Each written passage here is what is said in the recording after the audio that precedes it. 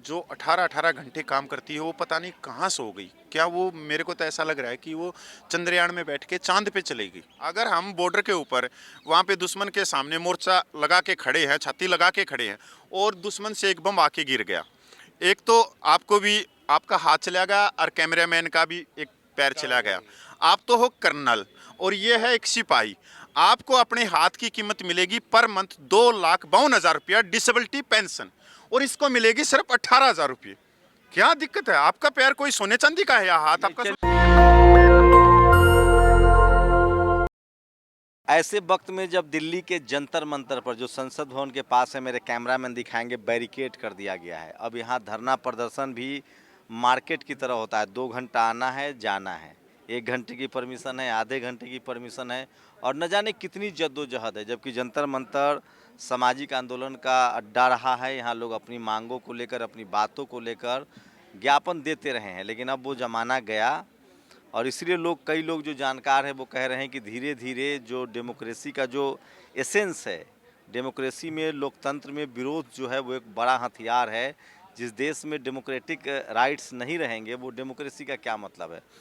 उसके बावजूद, इतनी सख्ती के बावजूद, लगभग 233 दिन, लगभग 8 महीने से एक आंदोलन चल रहा है। और मैं लगभग बराबर आता हूँ जंतर मंतर पर। देखिए, साबका सैनिक संघर्ष कमेटी 3% ऑफिसर हैं, 85% जूस पी रहे हैं, और 15% जो 97% जवान हैं वो 15% जूस पी रहे हैं। ये बड़ा एक आंदोलन चल रहा है, इसको समझेंगे। और 8 महीने का लंबा समय है। क्या है आपका आंदोलन, क्या है और डिमांड क्या है आप लोगों की, और 8 महीना से क्यों यहाँ बैठे हुए हैं? सर, मैं पहले तो नेशनल दस्तक का धन्यवाद करता हूँ, और आप लोगों ने 8 महीने में बहुत सारी चीज़ें हमारी भारत सरकार तक पहुँचाई है। पर जो 18-18 घंटे काम करती है वो पता नहीं कहाँ सो गई। क्या वो, मेरे को तो ऐसा लग रहा है कि वो चंद्रयान में बैठ के चांद पे चली गई।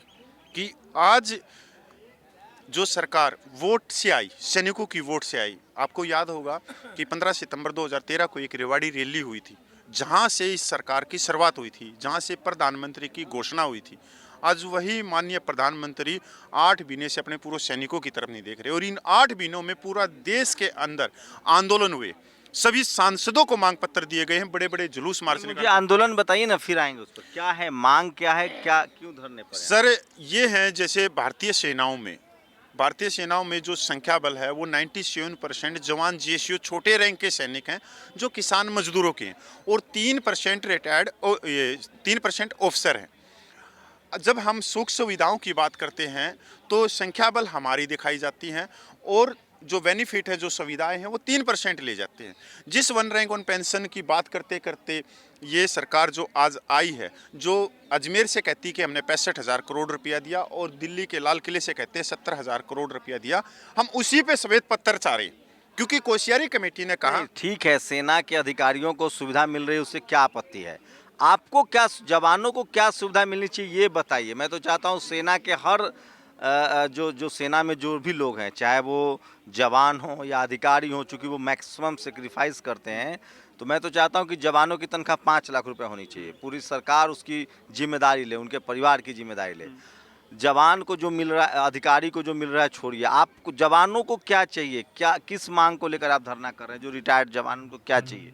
सर, हम ये वन रैंक वन पेंशन है जो कोश्यारी कमेटी ने बोला था कि जो कम उम्र में जो सेना से जवान रिटायर हो जाते हैं उनकी पेंशन कम होती है, उनके लिए वन रैंक वन पेंशन थी ये। क्योंकि सेना को, तो क्या ये लागू नहीं हुआ? लागू तो हो गया। सेना को नौजवान रखने के लिए प्रति साल 70 से 80 हज़ार जवानों को घर भेज दिया जाता है।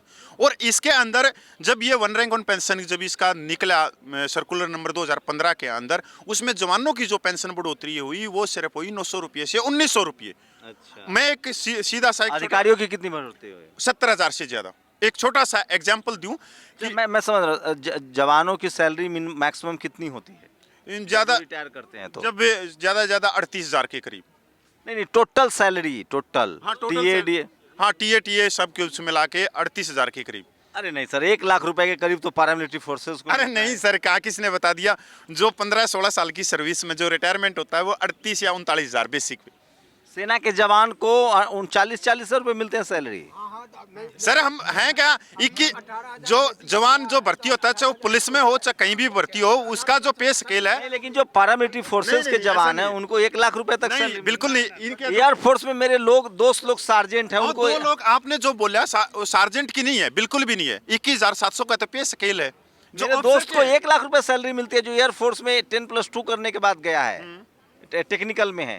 सर नहीं वो झूठ 1,10,000 नहीं बिल्कुल नहीं बिल्कुल गलत बोल रहे हैं। सब मिला के बताइए ओवरऑल नहीं, सैलरी। नहीं बिल्कुल भी नहीं अगर आप ग्लेशियर में भी होगे तब भी इतनी सैलरी नहीं बन सकती। अच्छा चलिए मान लीजिए 50,000 सैलरी मिलती है, ठीक है, रिटायरमेंट के समय 50, तो 50,000 सैलरी वालों की अभी पेंशन कितनी बन रही होगी, क्योंकि आर्मी में तो पेंशन है।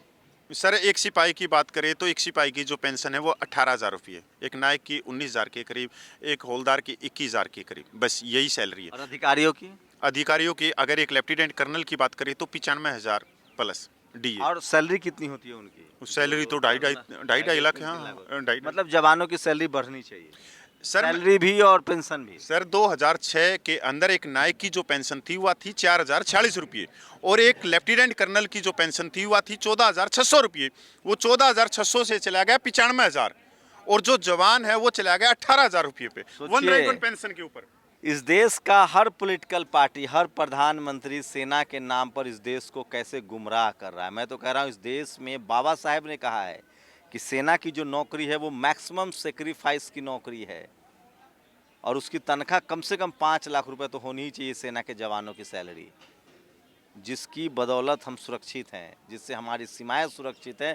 असली राष्ट्रवाद है कि सेना के जवानों की सैलरी कम से कम 5 लाख रुपए होनी चाहिए। आपको और हाँ, भी ये तो अचंभा बहुत होगा। दर्दनाक है ये। एक चीज और बताऊंगा आपके होश उड़ जाएंगे।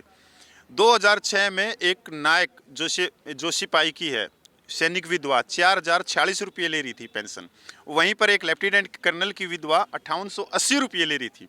वो 4,040 रुपये से बढ़कर 2023 में सिर्फ 12,500 रुपये ले रही है, 12,500 रुपये में गुजारा कर रही है। अगर आपके गांव में कोई हो तो उनसे पूछ लेना।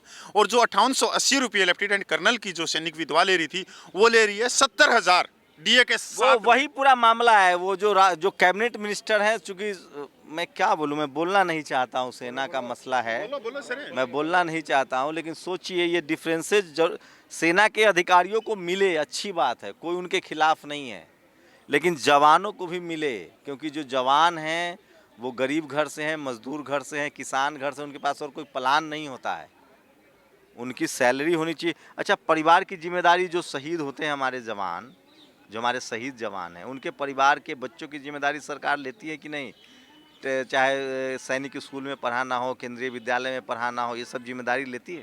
सर अब मैं बताऊं, जो आपने पूछा, अगर 1 या 2-3 साल की सर्विस के अंदर कोई शहीद हो जाता है, उसकी सैनिक वीरगना को 1 रुपया वन रैंक वन पेंशन में नहीं मिला सेकंड में। अब एक सवाल मेरा आपसे है, ये आपके साथ में कैमरामैन है और आप पत्रकार, क्या आप दोनों अलग अलग हो जाएं तो पत्रकारिता कर सकते हैं? नहीं कर सकते ना। ऐसे ही सेना में है, अगर हम ऑफिसर और जवान साथ में लड़ते हैं, अगर तनख्वाह में भी अंतर है और पेंशन में भी अंतर अरे सर एक और भी बताऊंगा कि सेना, अगर हम दुश्मन के आगे मोर्चे में पहली तो आप अधिकारियों की सैलरी से आपको क्या दिक्कत है? आप अपनी दिक्कत डिमांड नहीं है ना सर, कोई तो बताना पड़ेगा ना सरकार को कि हमने तकलीफ क्या है। अगर आप वही तो आप अपनी मांग रखिए ना, अधिकारी भी तो, अधिकारियों को जो मिल रहा है उससे क्या दिक्कत है? ये मैं आपको कैसे समझा रहा हूँ, यही तो सरकार को समझाएंगे। अगर हम बॉर्डर के ऊपर वहाँ पे दुश्मन के सामने मोर्चा लगा के खड़े हैं, छाती लगा के खड़े हैं, और दुश्मन से एक बम आके गिर गया, एक तो आपको भी आपका हाथ चला गया और कैमरामैन का भी एक पैर चला गया। आप तो हो कर्नल और ये है एक सिपाही, आपको अपने हाथ की कीमत मिलेगी पर मंथ 2,52,000 रुपया डिसेबिलिटी पेंशन, और इसको मिलेगी सिर्फ 18,000 रुपये। क्या दिक्कत है? आपका पैर कोई सोने चांदी का है या हाथ आपका? चलिए ये है, ठीक है, ये ठीक है सर, एक व्यक्ति का एक गोले में आप एजुकेशन पे जा रहे हो, एजुकेशन में चाहे उनकी 10 लाख करो। मैं चाह रहा हूँ कि जो अधिकारी को मिल रहा है वो भी सही है, आपको भी मिलना चाहिए। आप डिसेबिलिटी क्या कह रहे हो सर? उसकी तो अधिकारी को भी मिले 2 लाख 3 लाख और जवान को भी मिले 2 लाख 3 लाख। 2,52,000। मैं चाह रहा हूँ कि जवान को भी मिले। सर अब ये सीएजी की रिपोर्ट आई है मार्च के अंदर, उस मार्च के अंदर डिसेबिलिटी पेंशन के ऊपर जो चोरी हो रही है, अपनी राय है कि जवान जितना अधिकारियों को मिल रहा है उनको बढ़ा दिया जाए, उनका भी बढ़ा दिया जाए। मैं सेना के प्रति बहुत सम्मान और बहुत निष्ठा है, हम लोग सुरक्षित हैं तो उन्हीं की वजह से, मैं चाहता हूं कि इस देश के सेना की जिम्मेदारी इस देश को उठानी चाहिए। अधिकारी हो, उनको जो 2 लाख 3 लाख मिल रहा है उसको 5 लाख कीजिए, जवान को भी कम से कम 5 लाख रुपए कीजिए, ताकि उनका भी जीवन, क्योंकि सब लोग सेक्रीफाइस कर रहे हैं। अच्छा, ये अग्निवीर से फायदा होगा कि नुकसान होगा? सर अग्निवीर से नुकसान ही हुआ, फायदा क्या? फायदा किस बात का है? ये बोल रहे, सरकार बोल रही है कि 4 साल के बाद रिटायर कर दिया जाएगा। ये बताओ कि वो जवान जब 4 साल में घर आ जाएगा, उसके माँ बाप ने पता नहीं गरीबी में कैसे उसको 10+2 करवाई होगी। क्या वो आके माँ बाप को देखेगा, जहाँ शादी करवाएगा, जहाँ अपनी बीवी को देखेगा? आप सब लोग रिटायर्ड हैं, सेना से रिटायर्ड हैं। आप किस पद पर थे? हम हौलदार थे। अभी कितनी पेंशन मिल रही है? अभी हमारे को पेंशन मिल रही है, जो इन्होंने बाद में किया, अभी मेरे को 23,000 रुपया बेसिक मिल रही है, कुल मिला के 35,252 रुपये। आपको इतना ही मिल रहा है, 31,900 रुपये। तो आप लोग क्या चाहते हैं? बेसिक मिल रही है। नहीं, बेसिक तो 23,000 मिल रही है, 23,000 बेसिक मिल रही है। तो क्या चाहते हैं आप लोग? सर हम चाह रहे हैं कि माननीय भारत सरकार 3 रिटायर्ड जजों की कमेटी बनाई, जो भी हमारी सैनिक विधवा की पेंशन है, प्रीमेच्योर रिटायरमेंट की, जेसीयू रैंक की विसंगतियाँ हैं, इनके ऊपर 3 माननीय रिटायर्ड जजों की कमेटी बिठाए और उसके ऊपर ये सारे मांगे जाएं।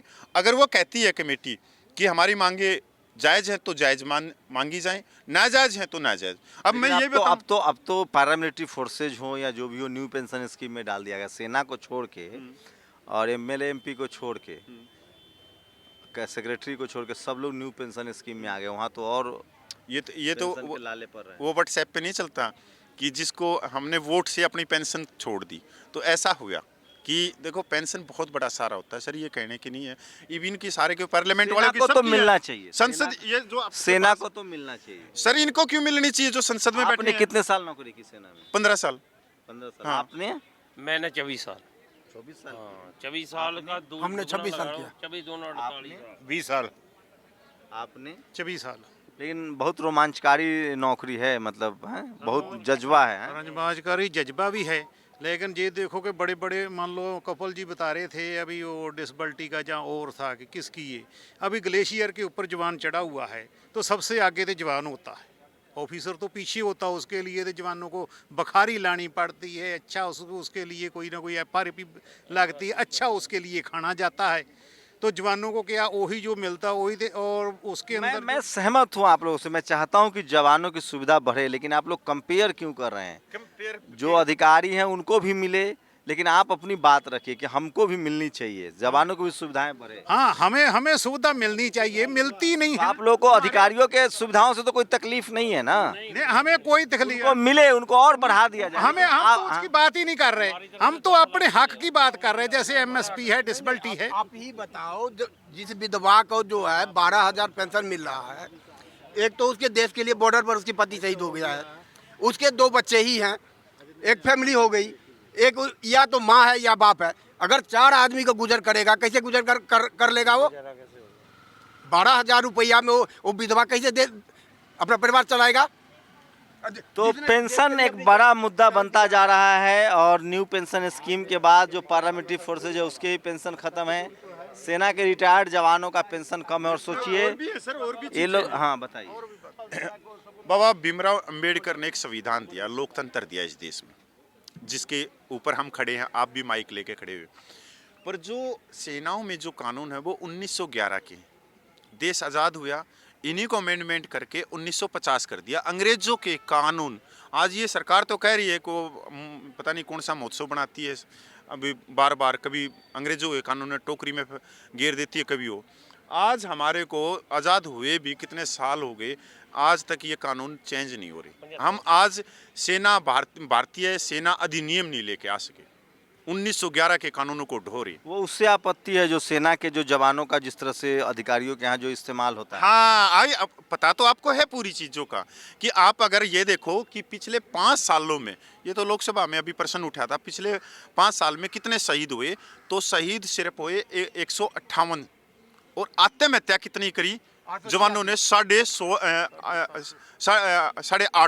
836 के 800 जवानों ने सुसाइड कर लिया। सुसाइड करे 836 में। देख लो, शहीद कम है, और जिस देश में 850 जवान। तो क्या आप लोग आरोप लगा रहे हैं कि अधिकारियों के यहाँ आरोप नहीं सर, अच्छा व्यवहार नहीं होता है? सारा है। हम तो यही चीज़ है ना, जब तक हम माननीय सरकार से नहीं करेंगे, उनको फैसिलिटी नहीं मिलेगी, उन चीज़ों की गहराई में नहीं जाएंगे कि क्या हो रहा है, तो वो चीज़ें बोल। वही एक पक्ष है ये। इसको लेकर दिलीप मंडल लगातार लिखते रहे कि अंग्रेजों के दौर में जिस तरह से जवानों का दुरुपयोग हुआ है वो कम से कम आज़ाद भारत में ना हो। तो ये 8 महीने से धरने पर बैठे थे, ये इनकी डिमांड है। आप लोग अपनी प्रतिक्रिया जरूर दीजिए। मुझे लगता है कि भारत के सेना के जवानों को इस देश के हर नागरिक का कर्तव्य है कि वो उनकी जिम्मेदारी ले, क्योंकि देश की सीमा, देश के नागरिक सुरक्षित हैं, क्योंकि जवान अपने परिवार को आपके सहारे छोड़कर सीमा पर हमारी सुरक्षा कर रहे हैं। आप लोग अपनी प्रतिक्रिया जरूर दीजिए। शंभू कुमार सिंह, नेशनल दस्तक, जंतर मंतर, दिल्ली। नेशनल दस्तक की आपसे गुजारिश है कि अगर इसको बचाना चाहते हैं तो नेशनल दस्तक को सब्सक्राइब करने के लिए रेड कलर के सब्सक्राइब बटन को दबाएं, फिर बेल आइकन की घंटी दबाएं। नेशनल दस्तक को बचाने के लिए बहुत जरूरी है कि हर खबर को शेयर करें, लाइक करें, कमेंट जरूर करें।